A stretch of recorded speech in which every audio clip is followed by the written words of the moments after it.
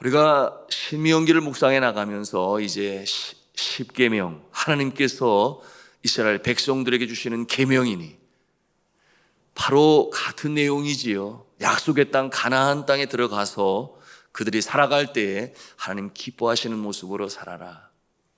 하나님을 어떻게 사랑해야 하는지, 그런가 하면 함께 살아가는 이웃들을 또 어떻게 섬겨야 하는지, 어떻게 하면 복이 되는 인생으로 살아갈 수 있는 것인지 십계명을 주시니, 그랬어요. 십계명은 행복 가이드라인이다, 행복 지침이다, 제가 그렇게 말씀을 드렸는데요, 이 계명을 지킴으로 말미암아 하나님께서 원하시는 모습으로 살게 되니 여러분 이 계명을 잘 지키심으로 복된 인생으로 살아가시기를 주는 주님의 이름으로 축복합니다.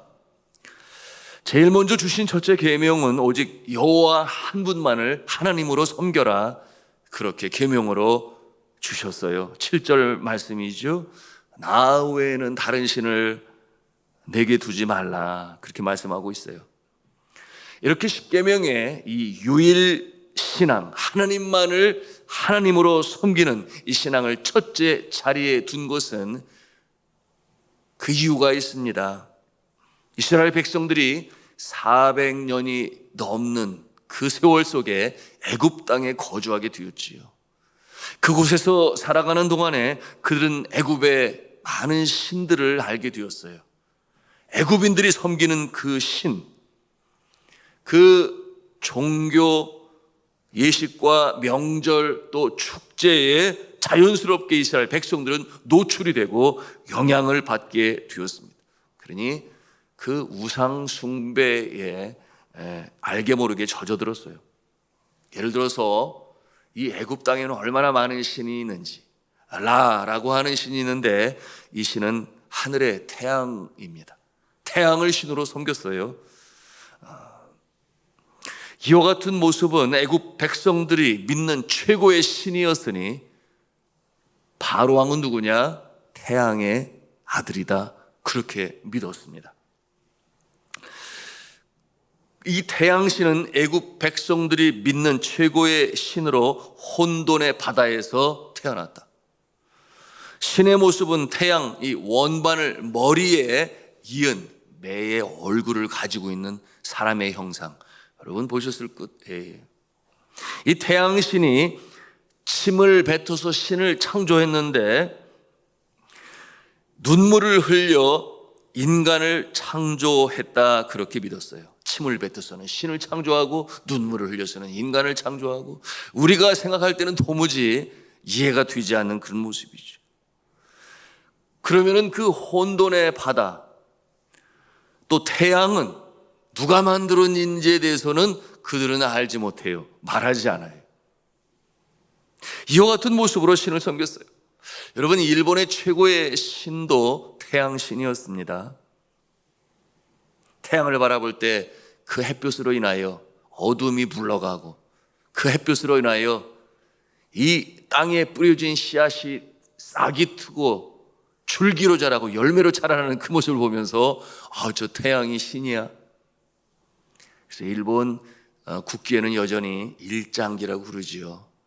그것이 태양, 해를 그 국기의 신처럼 여전히 그렇게 숭배하고 있는 모습이 전통적으로 내려오고 있는 모습이에요. 그런가 하면 게브라고 불리는 대지의 신이 있었고, 누투라고 하는 하늘의 여신이 있었습니다. 슈라고 하는 공기의 신이 있었는데 가끔 이 신이 팔이 아파서 이렇게 구부리게 되면은 하늘의 별들이 더 많이 보이게 된다, 그렇게 그들은 여겼습니다. 그런가 하면 비와 이슬비의 여신 테푸누투가 있었습니다. 이 신이 눈물을 흘리면 바로 그 눈물이 이 땅에 비가 되어 내린다, 그렇게 그들은 또 믿었어요. 자, 이와 같은 신들의 모습은 하나같이 눈에 보이는 피조물입니다. 공통점을 가지고 있어요. 눈에 보이는 피조물, 그리고 삶에 영향을 미치는 그와 같은 피조물. 정작 그 피조물을 만드신 창조주에 대해서는 그들은 관심이 없었어요. 그것이 원시 종교의 모습이죠. 그들이 정작 이 피조물을 만드신 창조주 되신 하나님을 알지 못합니다. 반면에 여러분 보십시오. 우리가 믿고 따른 하나님의 말씀이 기록되어진 성경을 보면 창세기 1장 1절부터 누구를 가리켜 말씀하고 있는가? 창조주 되신 하나님을 가리켜 말씀하고 있으니 태초에 하나님이 천지를 창조하시니라. 여러분, 이와 같은 모습은 어느 경전에도 없어요. 알 수가 없어요. 태초에 하나님이 천지를 창조하시니라. 여러분, 이 성경은 하나님의 감동으로 되어진 것이니 이 모든 우주 삼라만상의 창조주가 누구신가 하는 것을 너무나 분명히 잘 가르쳐 계시하고 있는 것입니다. 그러니 성경 말씀은 우주의 기원까지도 알 수 있는 하나님께서 우리 인생을 위하여 계시로 주신 것이 틀림이 없어요. 다른 경전은 그것을 말씀하고 있지 않다 제가 말씀드렸어요. 자, 그런데 애굽에 살고 있었던 이스라엘 백성들은 이 다신교의 환경 속에 살게 되면서 여호와 하나님도 그 신들 중에 하나이겠거니 그렇게 여겼으니 참 잘못된 것이죠. 그래서 때에 따라 자신들이 어떤 일로 하나님께 간청을 하여도 침묵하고 하나님께서 응답하시지 아니하실 때 그들은 견디지 못하고 참지 못하고 이 애굽 백성들이 믿고 있는 신에게 가서 그들이 머리를 조아리며 자신이 원하는 바를 간청했던 것입니다. 그래서 대지에 비를 내려주세요. 그런가 하면 밭에 채소가 잘 자라날 수 있도록 햇볕을 허락해 주세요. 하여튼 그와 같은 내용으로 삶의 풍요를 위하여 다른 신들에게도 빌었으니, 여러분 이것을 신학적 용어로 신크리티즘이라고 말을 해요. 그래서 무슨 말인가 하면 혼합주의다. 하나님을 섬김과 동시에 다른 신들도 함께 섬기는 거예요. 그러니 그 같은 모습을 바라볼 때에 하나님께서 못마땅했지요. 오직 하나님만을 섬겨라. 그 같은 내용으로 10계명의 첫 번째 계명으로 주시는 거예요.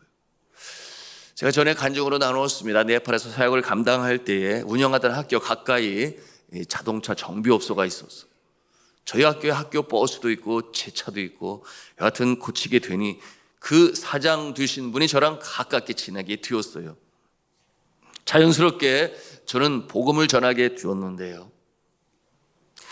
제가 그처럼 예수 그리스도를 자랑하게 되니 어느 날 제가 출근을 하는데 저를 막 불러서 쫓아가니 자신의 사무실로 저를 안내를 했어요. 그랬더니 그 사무실 안에 네팔 사람들이 섬기는 힌두교 신의 이 그림, 초상화들이 이렇게 쭉 있는데 그 맨 끝에 예수님 사진을 어디서 구했는지 초상화를 붙여놓고 저에게 자랑하듯 말하는 거예요.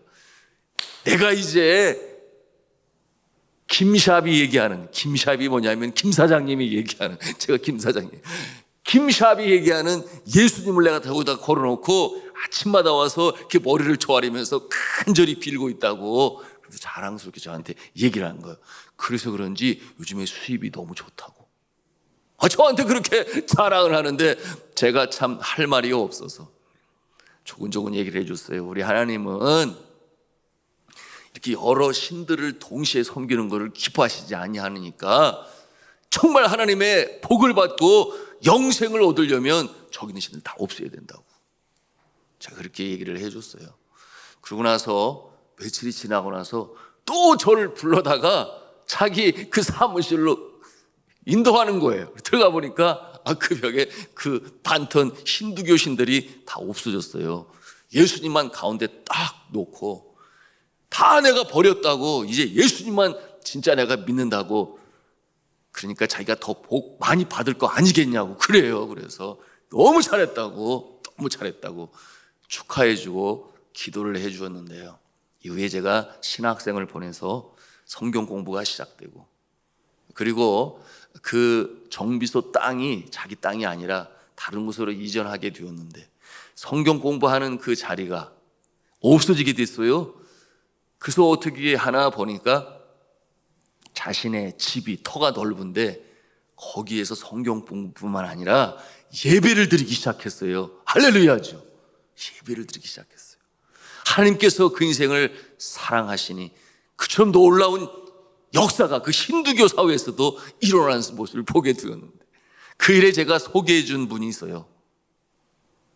한국에서 정비업소 이 엔진 기사 자격증을 가지고 있는데 선교사가 되겠다고 그래서 네팔에 온, 제가 누구라고 말하지 않아도 여러분 알아요. 우리 산돌중앙교회 교인 중에 한 분이었는데, 그래서 서로 친구가 되니, 그렇잖아요. 같은 동종업계에 일을 했었으니, 그래서 그 예배 드리는 일에 함께 참여하고 나중에 한국까지 초청을 해가지고 그 사장님 말이에요. 한국에 불러서 세례받게 했어요. 세례받고 돌아와서 지금까지도 그것은 예배 처소가 되고, 마치 사도 바울이 빌립보 지방에 갔을 때 자주장사 여성 사업가 루디아를 통해 이 자주장사 루디아의 집을 예배 처소로 제공한 것처럼 그와 같은 모습으로 가게 되니 너무나 감사했어요. 지금도 감사하지요. 지금도 페이스북에서 친구로 서로 이렇게 교제를 하고 있는데, 여러분, 이 힌두교 신들과 예수님을 함께 섬기는 그와 같은 모습, 혼합주의라고 그랬는데요, 여러분, 오늘날 우리나라에는 없을까요? 왜 없겠어요? 여전히 믿음이 연약한 자들 가운데서도 바로 이 혼합주의가 있습니다. 그래서 믿음이 연약하니 하나님 앞에 간절히 기도하다가 응답이 없네. 그러면 또다시 어디로 가요? 점쟁이한테 찾아가가지고 어떻게 될 것 같냐고 물어보고, 불안한 거죠. 여러분, 이와 같은 모습을 하나님이 기뻐하시지 않아요. 행여라도, 물론 이 자리에는 한 분도 안 계시겠습니다만은, 여러분, 믿음이 연약한 자 중에서 동시에 같이 이 신도 섬기고 저 신도 섬기고 점집에도 가보고 그런 거면은 부족도 그러잖아요. 남편 몰래 어디 양복 뒷주머니에다가 어디다 이렇게 붙여놓으면은 바람을 안 핀다고 그래가지고 베개맡에다가 또 이렇게 속에다 베개잎 속에다도 넣어놓고, 아니요. 그와 같은 모습을 하나님께서는 기뻐하시지 아니하시니, 하나님은 오직 하나님만을 창조주로 구세주로 섬기는 그와 같은 모습에게 복을 주신다. 믿으시면 아멘 하시기 바랍니다. 두 번째 계명은 어떠한 계명입니까? 함께 읽겠습니다. 8절과 9절 중반까지 읽겠습니다. 시작. 너는 자기를 위하여 새긴 우상을 만들지 말고 위로 하늘에 있는 것이나 아래로 땅에 있는 것이나 땅 및 물속에 있는 것에 어떤 형상도 만들지 말며 그것들에게 절하지 말며 그것들을 섬기지 말라. 아멘. 우상을 만들지 말라고 그랬어요. 이 우상이란 말은 어떠한 형상을 만들어서 거기에 절하지 말고 거기에 신통력이 있다, 능력이 있다, 그렇게 믿어 섬기지 말라 하는 그와 같은 내용입니다. 여러분이 제1계명이 제2계명과 비슷하게 보일지 모르지만 달라요. 어떻게 다른가? 여러분이 1계명은 경배의 대상이 누구냐 하는 것에 초점을 맞췄다면 제2계명은 그 경배의 대상을 어떻게 섬기느냐 하는 거기에 초점을 맞추고 있어요. 그러니 이 경배의 형식에 대한 것인데요, 여러분이 하나님을 섬기는 데 있어서도 그것을 형상화하지 말라, 그 말이에요. 하나님을 섬기는데 하나님의 모습을 형상화해서 거기에다가 섬기지 말아라, 이와 같은 내용이에요. 그러니 하나님께서 명하시는 거예요. 눈에 보이는 형상으로 만들어 섬기려 하지 말아라. 여러분, 사람들은 이 눈에 보이는 것에 더 확신을 갖는 경향이 있지요. 눈으로 보면 더 확실히, 백문이 불여 일견, 뭐 이런 말도 있잖아요. 약속의 징표를 몸에 지니고 다니기도 합니다. 그것이 뭐 쉽게 생각하면 부적 같은 거 아니에요. 인디언들이 목에 거는 이 또 자신의 수호, 짐승으로부터 야수로부터 지켜 보호하는, 전쟁 때 목숨을 살려주는 그런 목걸이를 하고 다니는 그런 모습들. 그와 같은 형체를 보면서 더 확신을 갖는 그런 경향이 있습니다. 그런데 그런 형상을 만들지 말라, 오늘 이렇게 말씀하시는 거예요. 이 말씀은 우리 하나님은 크고 광대하시고 우리가 어떻게 형용할 수 없는 그와 같은 존재신데, 형상으로는 도무지 표현할 길이 없어요. 여러분, 성경에 말씀하지 않아요? 하나님은 영이시니. 요한복음 4장 24절에 그렇게 말씀하고 있어요. 하나님은 영이시니. 우리가 영을 눈으로 볼 수가 없어요. 그러니 어떠한 형상으로도 만들려고 시도를 해서도 아니 돼요. 왜 그렇겠습니까? 어떠한 형상으로 만들어 버리게 되면 사람의 보는 눈이 그래요. 그와 같은 형상 안에 하나님의 이 광대하신 그 모습을 축소시켜 버려요. 나중에는 어떤 모습이 되느냐? 진정한 하나님의 모습은 사라지고 그것이 그야말로 우상이 되어서 그것을 두고 그 앞에 머리를 조아리는 그런 모습이 있으니, 여러분, 힌두교 사회에 가보면 아침에 일어나서 가네스 신이라고 사람은 몸인데 코끼리처럼 생긴 그런 형태 어디서 보셨을 거예요. 거기에 불을 밝히고 머리를 조아리면서 하루를 시작을 해요. 거기에다 빌어요.